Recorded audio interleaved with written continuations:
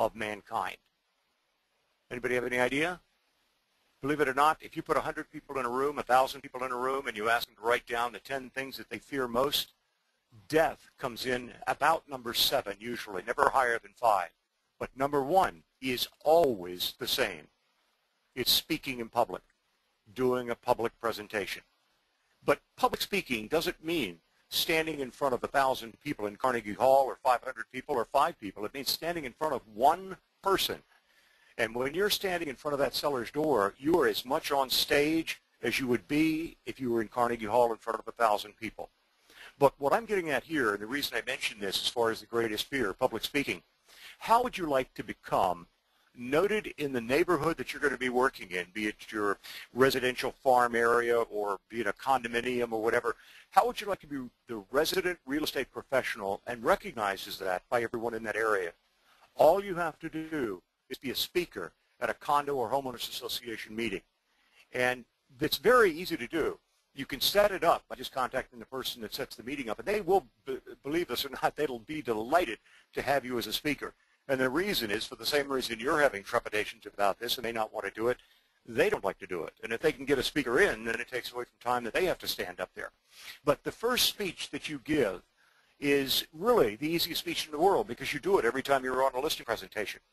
If you have been with the webinars that I've been giving in this series, one of them was a listing presentation. And if you recall, I said that there are 4 parts to a listing presentation: the inspection or preview of the property, and all of this is accomplished on the same time. But the second is the marketing, the third is the competitive market analysis, and then finally the conclusion when you ask for the order. Well, that's your speech, the third step, and that is how a real estate professional establishes market value. Now, think about this. If you're doing this, listing presentations, on a regular basis, and you're going out and you're doing one presentation after another, you're doing this to 2 people. Now all you're going to do is exactly the same thing, but instead of to 2 people, you're doing it to 20 to 30 people. Now, the way you do this and the way that it'll be most effective for you is make up at least 5 times the number of people that'll be there, make up that many of the CMAs. So if you find out from the person setting up the meeting that they usually have about, say, 30 people there, you're going to make up 150. You can attach your business card to the CMA, but also, very important, make sure you print your contact information on the actual CMA so that if they do take the card off, your contact information is there. Now, this particular portion of the listing presentation will normally take no more than 5, at the most 10 minutes to explain all of this information about how you valued the house. But when you're doing this in front of this group, it's going to be the same length of time, but then after the presentation, you're going to open it up for any questions and answers. And after the Q&A, you just simply make a very brief statement. By the way, you'll notice that when you came in, there were some extra copies of the CMA on the chair. If you wouldn't mind, take them with you and pass them around to your friends if weren't able to attend. Now, one other thing that I would suggest, in addition to being a speaker on this first one, is that you sponsor a speaker at every meeting. Sponsor speakers, and there's many sources that you can go to find your speakers. Here's just a few. The mortgage and title representatives that you use, the police or the I've got policy, the police or fire department, Better Business Bureau or Chamber of Commerce, and your local city government if they have speakers. But at least once per year, you should be that speaker. If you're brand new to real estate, think about a year from now. A year from now, you're successful in real estate, you're earning a good living in real estate. Do you think you will have the ability to pick virtually any topic you want and talk about that topic for, say, 5 minutes, 10 minutes at the most? And the answer should be definitely yes. So at least once per year, you should be the speaker.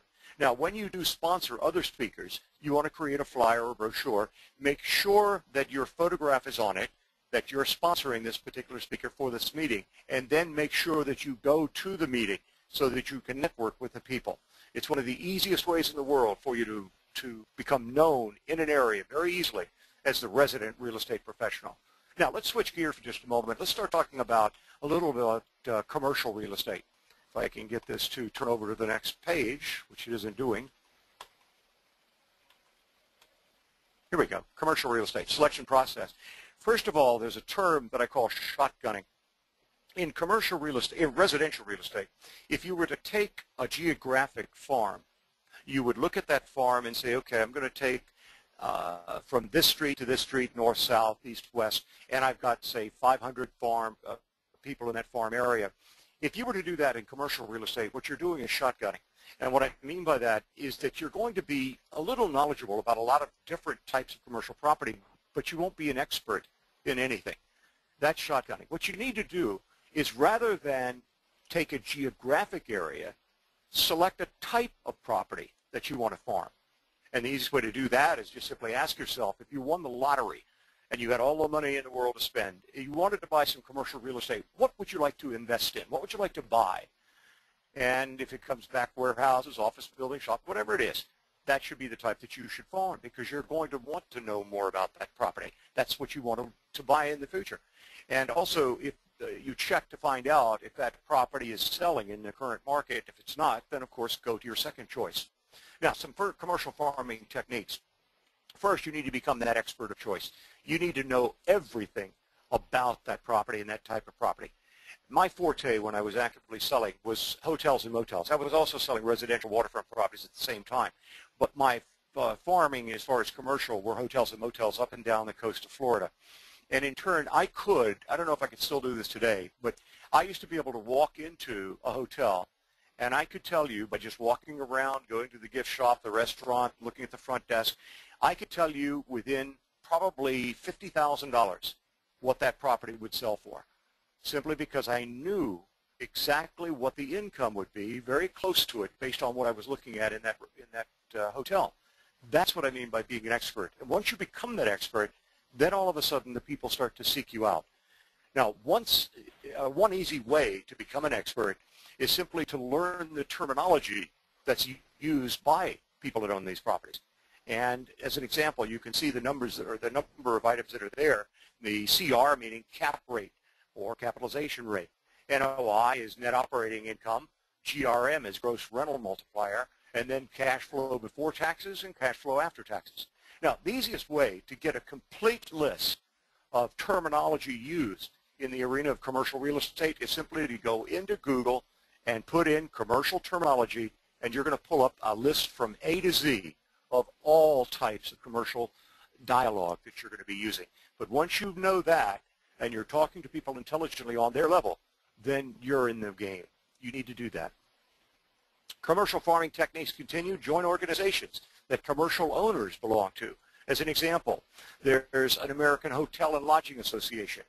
You also believe that there is also a movie theater owners association and builder owners and managers association. And then there's an NAR. What would you think that stands for? It's not Rifle Association, it's National Restaurant Association. But there are dozens of these. Now, some of these may be local in your local community or in your state. Others may be national. But you need to join, if at all possible, as an associate member.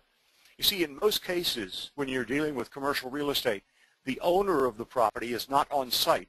And so you need to find out who that owner is and get to know them. And the easiest way is to join organizations that they belong to. They may be buried 5 or 6 layers deep in different companies that own that property. So you may have to go to the state information to find the actual owner. But once you do, start joining these organizations and you can network with them and start hobnobbing with the people that own those properties. One last thing that you want to do if you're going into commercial is to seriously consider getting the CCIM designation, Certified Commercial Investment Member.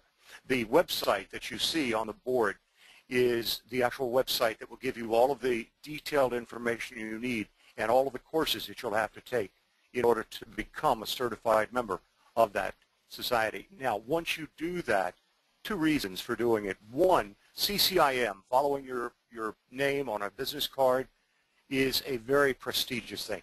It really is, and is recognized in the commercial area. But then also, you have now the ability to network on a national basis with all of your other CCIM members.